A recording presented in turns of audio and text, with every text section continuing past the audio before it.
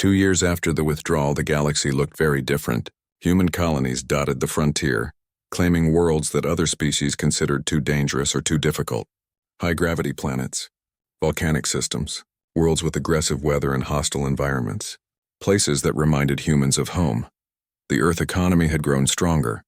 Without the Council taking a large cut of their profits, human corporations thrived.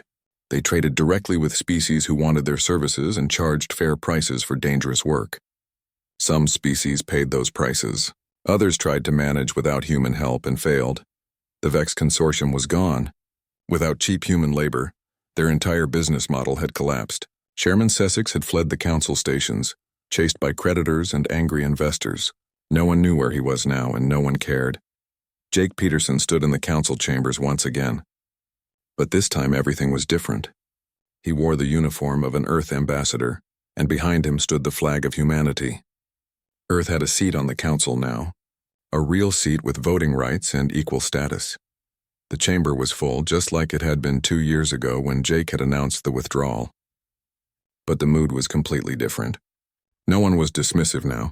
No one thought humans were simple or weak. They had learned. Ambassador Trellix approached Jake before the session began. She looked older, her blue feathers showing some gray. "Ambassador Peterson, may I speak with you privately?" They stepped into a side room. Trellix looked uncomfortable, which was unusual for her. She had always been confident and proud. "I wanted to apologize," she said. 2 years ago, I thought your people were overreacting. I believed the Council was fair. I was wrong," Jake nodded. "Thank you for saying that. Your species taught us a valuable lesson. We had forgotten that the most dangerous predators are the ones who choose not to hunt. You were kind to us, and we mistook that kindness for weakness." "We tried to tell you," Jake said. "We asked nicely for better treatment. We filed complaints. We followed your rules. But you didn't listen until we made you listen." Trellix nodded sadly. "The Council has changed much since then. The safety regulations you demanded are now standard for all species. Workers' rights have been expanded. We're trying to be better. That's all we wanted. Fairness, respect, a chance to be equals instead of servants." The session began, and the Council discussed trade agreements, territorial claims, and diplomatic issues. Jake participated as an equal, his votes carrying the same weight as any other ambassador. It felt strange after so many years of being ignored. After the session, Jake met with Helen Scott in his office. She had been promoted to Earth's chief diplomatic officer and oversaw all of humanity's relations with alien species.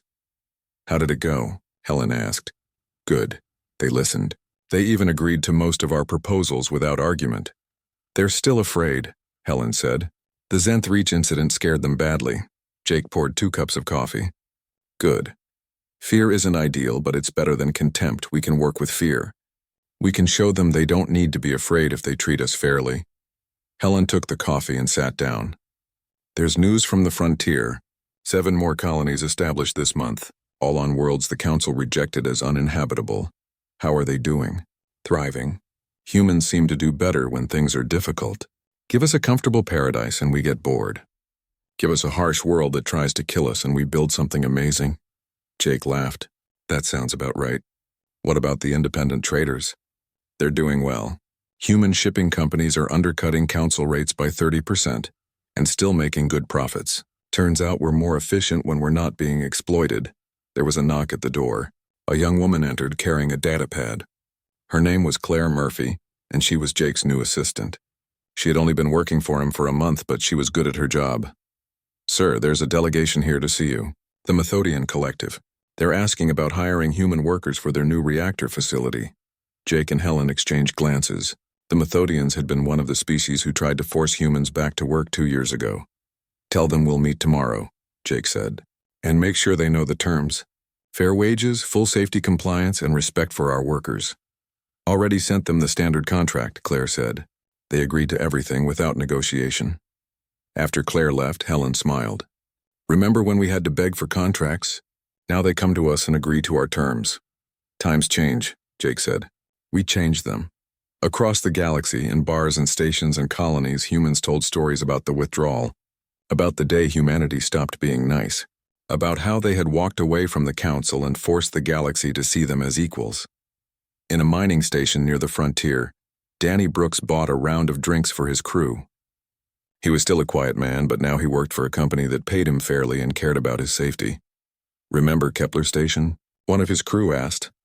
"I remember," Danny said. "I remember the Vex trying to stop us from leaving. I remember making them move." "Best day of my life," another worker said. "The look on that guard's face when you put him down. He couldn't believe a human could move that fast." They laughed and drank and told stories. Stories that got bigger with each telling. Stories that would become legends. On Zenth Reach, Paul Henderson stood with Greg Foster looking out at the colony. It had grown over the past 2 years. New buildings, more colonists, real roads and power systems. It was becoming a proper settlement. "You ever think about that day?" Paul asked. "Every day," Greg admitted. "I came here to get away from violence. Then violence found me anyway. But you handled it. You saved lives, we all did. Every person who stayed and fought. Every person who chose not to run." Paul nodded. "The Creks haven't bothered us since. No one has. They all learned the same lesson. Don't push Deathworlders." In the council chambers, a new generation of ambassadors took their seats. They had been taught about the withdrawal, about what happened when you treated an entire species with disrespect. It had become part of their training, a cautionary tale. The story was always told the same way. Humanity had come to the stars seeking friendship and cooperation. They had been kind, patient, and forgiving. But when pushed too far, when their people started dying because of negligence and greed, they had stopped being nice. They hadn't become cruel. They hadn't sought revenge. They had simply demanded respect and been willing to walk away if they didn't get it. And when challenged with violence, they had responded with overwhelming effectiveness. The galaxy learned several important lessons from those events. First, never mistake patience for weakness. Second, Deathworlders are called that for a reason. Third, humans in particular are far more dangerous than they appear. And fourth, respect costs nothing but pays enormous dividends. Jake Peterson eventually retired from diplomatic service. He returned to Earth and wrote a book about his experiences. The title was simple: The Day We Stopped Being Nice. It became required reading at every diplomatic academy in known space. Helen Scott continued as Chief Diplomatic Officer for another 10 years. She oversaw the expansion of human influence across the galaxy, always firm but fair. Under her guidance, humanity built alliances based on mutual respect rather than exploitation. The Vex Consortium became a case study in business schools across the galaxy. How greed and short-sightedness destroyed a massive corporation. How failing to value your workers led to complete collapse. Zenth Reach became a symbol, a reminder that humans could defend themselves anywhere, under any conditions. The colony grew into a major settlement, and eventually into the capital of an entire sector. But the most important change was in how species treated each other. The Council reformed its labor laws. Workers' rights became standard across all member species. Safety regulations were enforced strictly, and humanity's seat on the Council ensured that no species would be exploited the way humans had been. Years later, a young alien student asked her teacher about the withdrawal. Why didn't humans fight back sooner? Why did they wait so long? The teacher, an old Zenth scholar, considered the question carefully. Because fighting was their last choice, not their first. Humans are warriors when they need to be, but they prefer peace. They gave the Council every chance to do the right thing. Only when all peaceful options failed did they show their strength. But they won, the student said. They got everything they wanted. They won because they were willing to lose, the teacher replied. They walked away from jobs, from money, from security. They risked everything for dignity. That kind of courage is rare. That's why every species remembers. The story of humanity's withdrawal became one of the most important events in galactic history, not because of the violence or the economic disruption, but because of what it represented.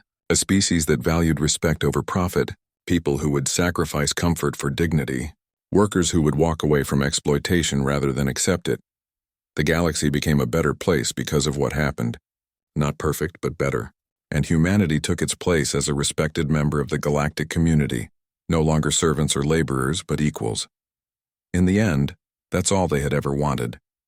To be treated with basic dignity and respect. They had asked nicely. And when asking didn't work, 6 months had passed since humanity withdrew from the Council. Most humans had returned to Earth or moved to independent colonies. But some stayed behind. working for private companies that treated them fairly. The galaxy was slowly adjusting to the new reality.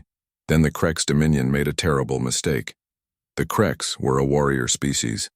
They had built their empire through military conquest and believed that strength was the only thing that mattered. They had watched humanity's withdrawal with contempt. In their view, humans had run away from a fight, which proved they were cowards. They decided to teach humanity a lesson. Zenth Reach was a new human colony on the frontier. It was a high-gravity world, almost twice Earth's gravity, with active volcanoes and violent storms. Only humans would even consider living there. But the planet had valuable minerals, and 200 humans had moved there to start mining operations. The colony administrator was a man named Paul Henderson. He was 50 years old with gray hair and a calm manner. He had been a teacher on Earth before deciding to try colony life. He wasn't a soldier. He just wanted to build something new. One morning, Paul was having coffee when the alarms went off. A ship was approaching. A big ship?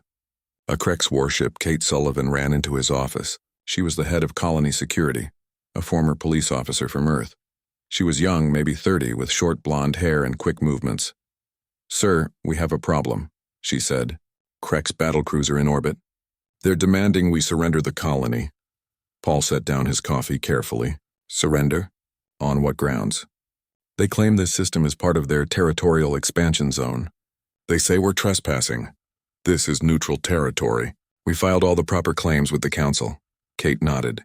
"The Council confirms our claim is legal. But the Krex don't care. They're sending down a landing party. 300 soldiers. They'll be here in 20 minutes. Paul looked out the window at the colony. It wasn't much yet. Just a few buildings, some mining equipment, and homes for the colonists. But it was theirs. They had built it with their own hands. "Contact Earth," Paul said. "Tell them what's happening." "Already did. Response time is 6 hours minimum. We're on our own until then." Paul thought about the colonists. There were 200 people in the colony, including children. Only 87 were adults capable of fighting. And they weren't soldiers. They were miners, engineers, farmers, and teachers. "We could evacuate," Kate said. "Load everyone on the transport and run." "And go where?" "If we run now, the Krex will just follow us. They'll think humans are easy targets." Kate looked at him seriously. "Sir, I need to be clear. If we stay and fight, people might die. If we run, people will definitely die. Maybe not today, but eventually. The Krex won't stop with one colony." Paul made his decision. He activated the colony-wide communication system. "All colonists, this is Administrator Henderson. We have a situation. Krex forces are landing in 15 minutes. They're demanding we surrender our colony. I'm not going to tell you what to do. If you want to evacuate, head to the transport now. But if you want to stay and defend our home, meet at the main habitat." He waited. Would anyone stay? These were civilians, not soldiers. 5 minutes later, 63 people stood in the main habitat. They were carrying mining tools, construction equipment, and a few actual weapons. They looked scared but determined. Greg Foster stood at the front of the group. He was a big man, maybe 45 years old, with scarred hands and a quiet voice.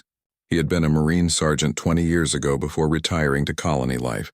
He had come to Zenth Reach to escape his violent past, but some skills never went away. "What are the rules?" Greg asked Paul. Kate answered. "They fired first when they destroyed our communications satellite 2 hours ago. That makes this self-defense. Defend yourselves and protect the colony." Greg nodded slowly. He looked at the colonists, at the miners who broke rocks for a living, at the engineers who worked in environment suits for 16 hours at a time, at the farmers who wrestled equipment in double gravity every day. "Listen up," Greg said. "The Krex think we're going to be easy. They think we're soft because we're not soldiers. But we're from Earth. More importantly, we chose to live here on a world that makes Earth look gentle. We're tougher than they think." He pointed out the window at the approaching landing craft. "They're going to come in heavy armor with heavy weapons. But this is a high-gravity world. Their armor is going to feel like chains. Their weapons are going to be hard to aim, and they've never fought Deathworlders on a Deathworld before." The landing craft touched down 2 miles from the colony. The Krex poured out, 300 soldiers in powered armor. They formed up in military precision and began marching toward the colony. Greg had positioned the defenders in small groups around the colony perimeter. They didn't have fancy weapons or armor. They had mining charges, cutting torches, and tools they used every day. And they had something else. They knew how to move in high gravity. The Krek soldiers struggled. Their armor systems weren't calibrated for this much gravity. Every step was hard work. Their weapons felt heavier than usual. They were breathing hard before they even reached the colony. The first Krek squad entered the mining area. They thought it was empty. They were wrong. 4 miners dropped from overhead gantries, moving fast in the heavy gravity that they worked in every day. They hit the Krek soldiers like hammers. Mining picks designed to break rocks went through armor. Cutting torches meant for metal cut through weapons. The fight lasted maybe 30 seconds. The Krek's commander realized too late that this wasn't going to be easy. He sent more soldiers forward, trying to overwhelm the defenders with numbers. But the colonists knew every inch of their territory. They used the equipment against the Kreks. A loader designed to move 10-ton rocks became a weapon. A mining charge that could break through stone walls became a trap. The high gravity that the colonists barely noticed became a prison for the armored Kreks. Greg led a team through the maintenance tunnels. They came up behind a Krek squad and hit them from an unexpected angle. The Kreks tried to turn and fire, but their armor was too slow. Greg had been retired for 20 years, but his Marine training came back like it was yesterday. He moved through the Krek soldiers like they were standing still. In the main habitat, Kate coordinated the defense. She had set up a command center with the colony's computers, tracking every Krek squad. Whenever the enemy tried to concentrate their forces, she sent colonists to hit them from the sides or behind. The Krek's commander was losing control of his troops. One Krek soldier managed to reach the habitat and smash through a door. He found himself facing Sarah Mitchell, a farmer who had grown up in Colorado and moved to Zenth Reach for a new life. She was holding a plasma cutter used for clearing fields. The Kreks raised his weapon. Sarah moved first. The plasma cutter hit him in the chest and he went down. Sarah stood there shaking, staring at what she had just done. Then she heard more Kreks coming and forced herself to move. The battle lasted 11 minutes. When it was over, 287 Krek soldiers were dead or unconscious. 13 more had managed to retreat back to their landing craft. The colonists had suffered 12 injuries, none fatal. The Krek's battlecruiser in orbit had watched everything through their soldiers' armor cameras. The captain couldn't believe what he was seeing. 300 trained warriors had been defeated by civilian miners and farmers. Deathworlders fighting on a death world had proven unstoppable. The battlecruiser left orbit immediately. Back on Earth, Admiral Ross watched the recorded footage with a grim expression. Then he sent it to every news network in the galaxy with a simple message. This is what happens when you attack humans. We tried to be peaceful. We tried to be diplomatic. You mistook that for weakness. Don't make this mistake again. The footage spread across the galaxy within hours. Every species watched in horror as lightly armed colonists destroyed a professional military force. But what scared them most was how effortless it had looked. The humans hadn't even tried hard. They had simply used tools and terrain and their own natural abilities. In the council chambers, an emergency session was called. The Krek's Dominion issued a formal apology and paid reparations. No one wanted to admit the truth, but everyone knew it. Deathworlders had reminded the galaxy why they were called Deathworlders. 3 weeks after the withdrawal began, the galactic economy was in trouble. What had seemed like a minor inconvenience at first had grown into a serious crisis. Ships sat idle at stations because no one could unload the heavy cargo. Reactors ran at half power because no one could maintain them properly. Mining operations in dangerous locations simply shut down completely. On Earth, Helen Scott prepared for her address to the Galactic Council. She was a tall woman with black hair and cold eyes. She had been a negotiator for 20 years, always smiling, always diplomatic, always trying to find peaceful solutions. She was done with all of that now.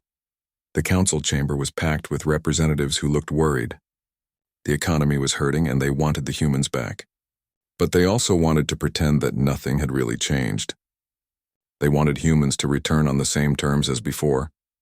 Helen's hologram appeared in the center of the chamber, life-sized and clear. She wore a simple black suit and stood with her hands behind her back like a soldier. "Members of the council, thank you for agreeing to meet with me," she began. "I'm here to discuss terms for humanity's potential return to council cooperation." Chairman Sussex interrupted immediately. "There are no terms to discuss. You have violated your contracts. You owe us compensation. You will return to work immediately or face consequences. Helen turned to look at him. Her expression didn't change, but something in her eyes made several council members uncomfortable. No, she said simply. No, Sussex repeated. You dare refuse the council? I dare. Let me explain something to you, Chairman. For 70 years, humanity has worked for you. We took the dangerous jobs. We accepted lower pay. We died in your facilities. And every time we asked for better treatment, you said no. You thought we would accept anything because we needed you. She paused and looked around the chamber. You were wrong. We don't need you. You need us. And now you're going to learn exactly how much. On the screen behind her, images began to appear. They showed empty reactor rooms, shut down mining operations, and backed up cargo bays. They showed the economic reports from the last 3 weeks. Shipping costs had gone up by 300%. Energy prices had doubled. Several major corporations were facing bankruptcy. This is what happens when you lose human workers, Helen continued. But you still don't understand why this is happening. So let me show you something. The screen changed to show images of Earth, not the pretty cities or peaceful countryside. These were raw images of Earth's natural power. Hurricanes wider than continents, volcanoes that could black out the sun, earthquakes that reshaped coastlines, tsunamis that swallowed cities, animals that could kill a human in seconds, from tiny insects to massive predators. This is Earth, Helen said. This is where humans come from. Your scientist classified it as a Class 12 death world. That's the highest danger rating in your system. Most species won't even visit Earth because they think it's too dangerous. She let that sink in for a moment. But we don't think it's dangerous. We think it's home. We grew up there. We evolved there. For 3 million years, Earth tried to kill us, and we survived anyway. We learned to be strong, to be tough, to never give up. Ambassador Trellick spoke up. We know your world is harsh. That's why we valued your labor. You can work in conditions others cannot. You valued our labor, Helen repeated. But you didn't value our lives. You didn't value our safety. You didn't value our dignity. You thought because we were polite and friendly that we were weak. You confused kindness with weakness. Sussex made a dismissive gesture with his clawed hand. Enough speeches. Name your price. How much do you want? We'll pay reasonable compensation and you'll return to work. Helen smiled, and it wasn't a nice smile. You still don't understand. This isn't about money. This is about respect. And respect can't be bought. It has to be earned. She leaned forward slightly. Here are our terms. First, all human workers will be paid the same as equivalent workers from any other species. Second, all safety regulations will be followed strictly. Third, humans will have full representation on the council with voting rights. Fourth, any facility that harms a human worker through negligence will face immediate shutdown and investigation. The chamber erupted in protests. Several ambassadors shouted at once. Sussex's scales turned a darker color with rage. Unacceptable, he hissed. You demand too much. You're a minor species. You have no right to council votes. Then we have no reason to return, Helen said calmly. We'll establish our own trade networks. We'll claim our own colonies. We'll build our own economy. You can manage without us. An ambassador from the Methodian collective spoke up. He was a small gray creature with large eyes and a nervous voice. But many of your people still work for us. What about them? We've contacted every human in council space, Helen replied. They all have the choice to leave or stay. Those who stay will be protected by Earth's military. Any harm that comes to them will be considered an act of war. The chamber went silent. The words act of war changed everything. Humans had never threatened war before. They had been peaceful neighbors for 70 years. You would fight us? Trellick asked quietly. We would defend our people, Helen corrected. We don't want war. We never wanted war. We just wanted to be treated fairly. But if you force our hand, you'll learn why Earth is called a death world. On the screen behind her, new images appeared. These showed human history, ancient wars, modern conflicts, weapons development, military training. Humans had spent thousands of years fighting each other on a planet that was already trying to kill them. They had gotten very good at survival. Let me tell you about human history, Helen said. Before we reached space, we fought over 40,000 wars on Earth. We developed weapons that could destroy our entire planet. We created diseases as weapons. We learned 1,000 ways to kill because we had to. Earth made us that way, she paused. But we also learned peace. We learned cooperation. We learned that working together was better than fighting. That's the version of humanity you've known for 70 years. The peaceful version. The nice version. The version that smiles and compromises. Her expression hardened. But that version only exists when we're treated with respect. Push us too far, and you'll meet the other version. The version that survived Earth. The version that never gives up. The version that will fight for 100 years if necessary to protect our own. Chairman Sesek stood up. This is a threat. The Council does not respond well to threats.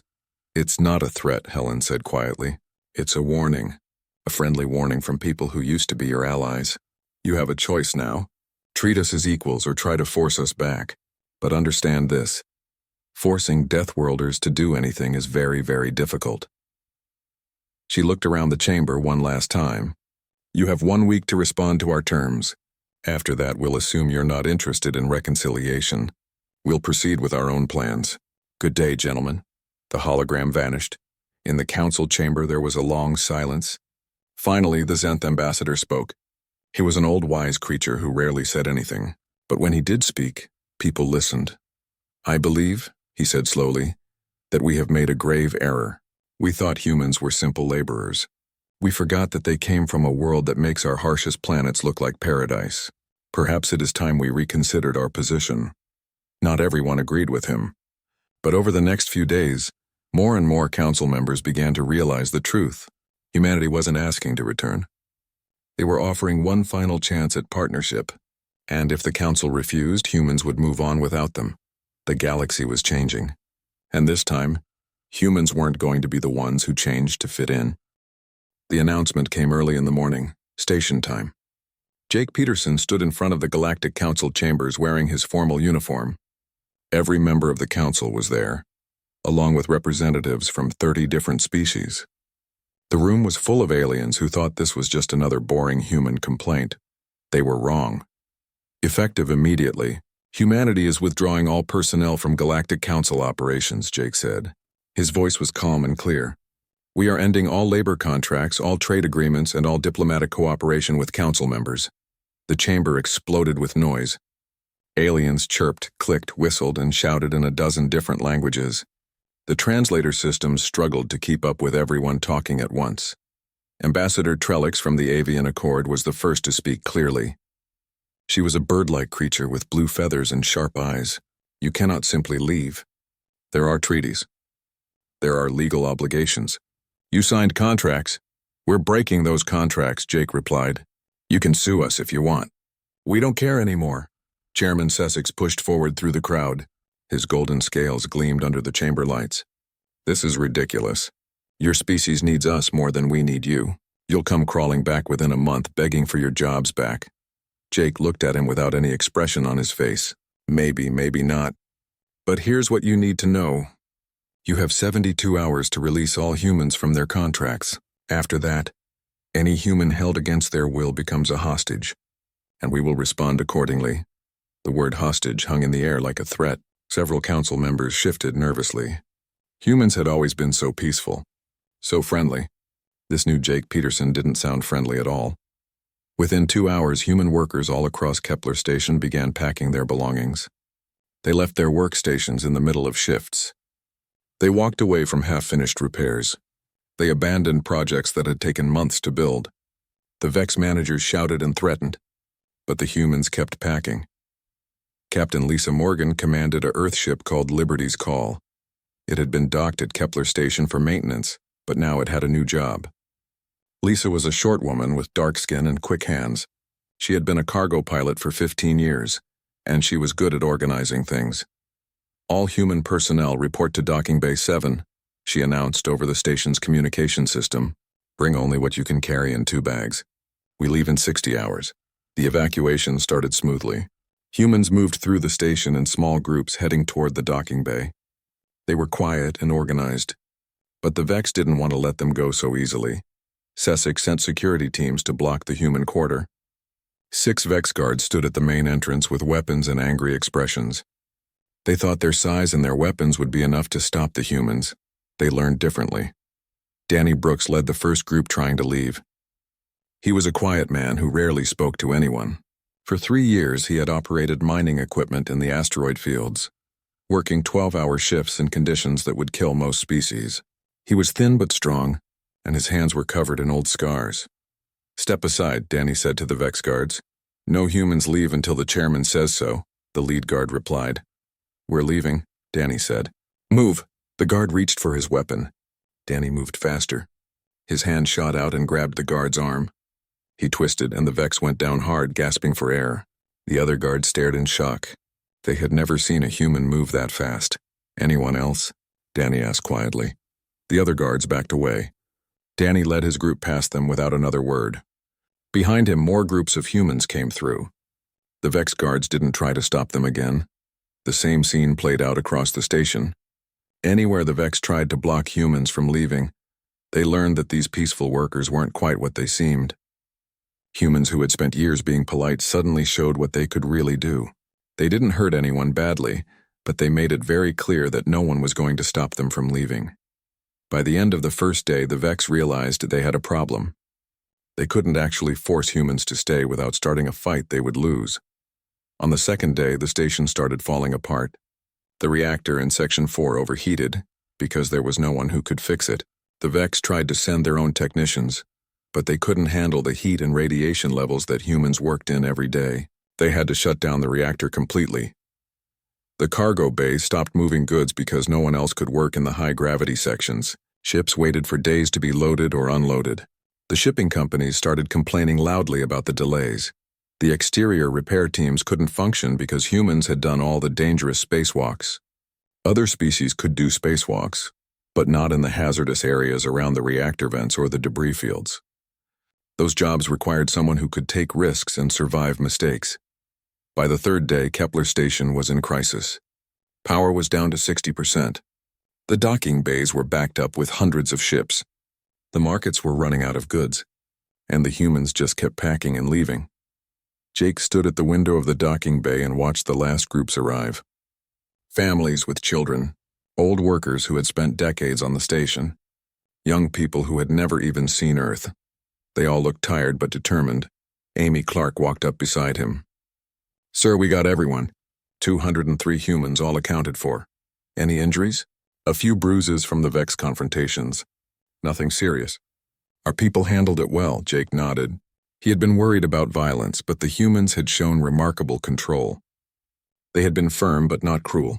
Strong but not brutal. They had simply made it clear that they were leaving and nothing was going to stop them. "What about other stations?" Jake asked. "Reports are coming in. Same story everywhere. Humans are withdrawing from all council facilities. Earth Command estimates 12,000 workers are coming home over the next week." "And the council's response?" Amy smiled slightly. "Panic. They're holding emergency meetings. Some species are trying to negotiate. Others are threatening sanctions. Let them threaten." On the view screen above them, the Galactic News Network was covering the story. The anchor was a crystalline being who spoke in musical tones. The translator made her words sound concerned. "In unprecedented events, the human species has begun mass withdrawal from all council facilities. Economic experts warn of serious disruptions to galactic commerce. The council has issued a statement calling for calm and negotiation. However, sources indicate that human representatives have refused all communication attempts." The screen switched to show Chairman Sussex being interviewed. He looked angry. "This is blackmail. The humans are trying to manipulate us with economic pressure. The council must respond firmly. We cannot let one species hold the entire galaxy hostage." Jake laughed. It wasn't a happy sound. He still doesn't get it. This isn't about manipulation. This is about respect. Will they learn? Amy asked. "Some will. Some won't, but either way, we're done being nice." The galaxy was a busy place, full of different alien species who traded, talked, and worked together. Humans had joined this galactic community about 70 years ago, and everyone thought they knew exactly what humans were. They were strong workers from a heavy gravity world. They could lift things other species couldn't. They could work in hot places, cold places, and dangerous places. But most importantly, they were polite. They smiled a lot. They said sorry even when things weren't their fault. They never caused trouble. Kepler Station was one of the biggest trading posts in known space. It floated in neutral territory where 6 different alien governments met to do business. Almost 10,000 beings lived and worked there, from hundreds of different worlds. The station had markets, factories, living quarters, and massive reactor cores that powered everything. Jake Peterson was in charge of the human section of Kepler Station. He was a tall man with gray hair and tired eyes. He had been a military commander once, but now he spent his days doing paperwork and solving problems. His job was to keep 200 humans safe and happy while they worked on the station. It wasn't an easy job. The humans on Kepler Station did all the hard work. They fixed the reactors when they overheated. They went outside the station to repair hull damage in open space. They worked in the cargo bays where the gravity was turned up so high that most aliens couldn't even stand.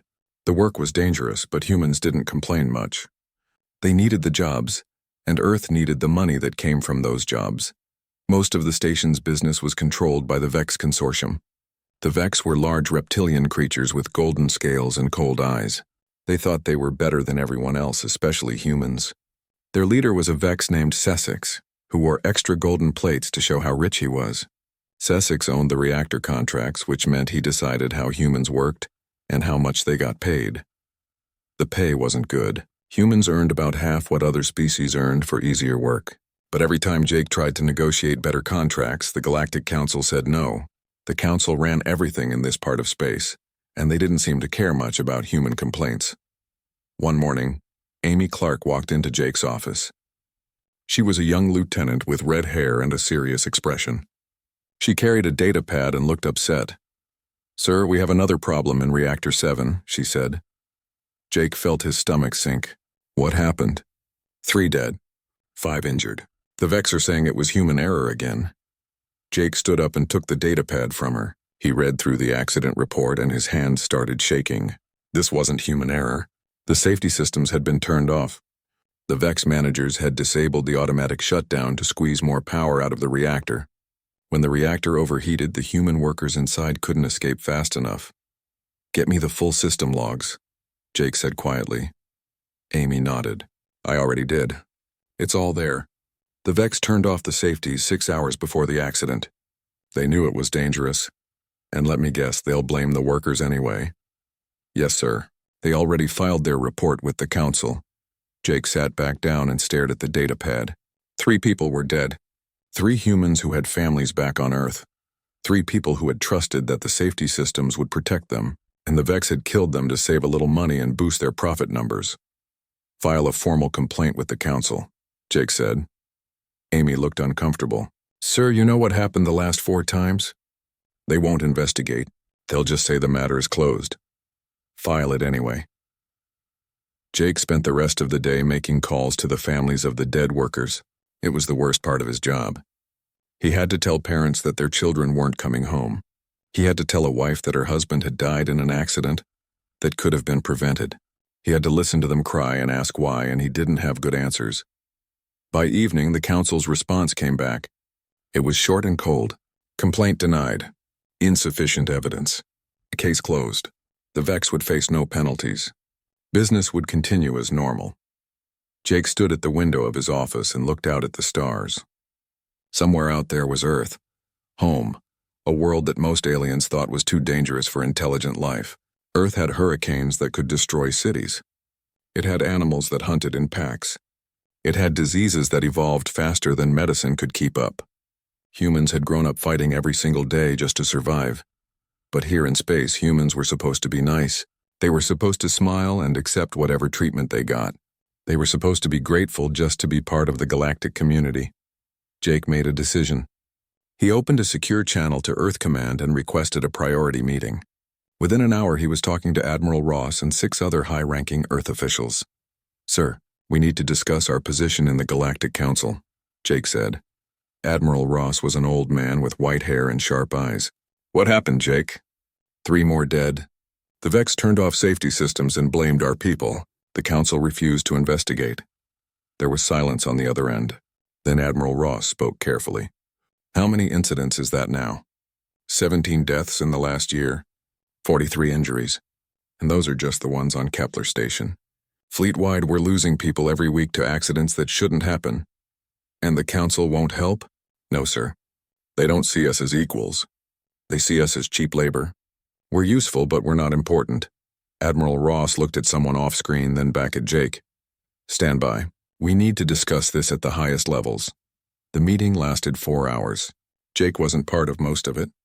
He waited in his office while the people back on Earth made decisions that would change everything. He didn't know exactly what they were talking about, but he could guess. Humanity had been patient for 70 years. They had tried to fit in, to be good members of the galactic community. They had swallowed their pride and accepted poor treatment because they thought things would get better. But things hadn't gotten better. They had gotten worse. And now people were dying because aliens didn't think human lives mattered very much. When Admiral Ross came back on screen, his expression was hard. Jake, start preparing withdrawal plans. We're done asking nicely. Humanity is leaving the council, sir. You heard me. We're pulling everyone out. Every human worker, every diplomat, every ship. If they won't treat us with respect, they can learn to do without us. Jake felt something stir in his chest. It might have been hope. When do we start? 72 hours. Tell your people to pack their things. We're going home.